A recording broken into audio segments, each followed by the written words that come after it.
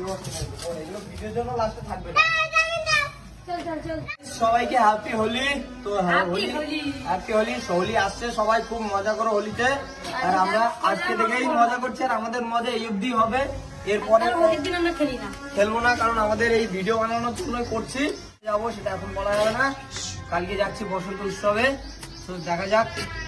যদি যারা যারা আসবে তাদের সাথে নর্মাল দেখা হয়ে যাবে।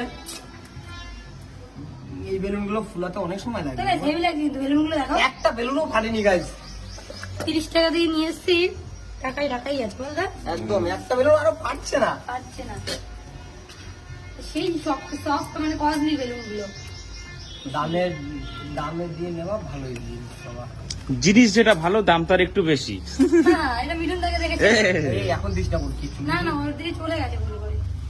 তো গাইস আজকে ভিডিওটা এই পর্যন্ত। তো যারা যারা ফলো করেনি ফেসবুক পেজটাকে অবশ্যই ফলো করে দাও। 3 লাখ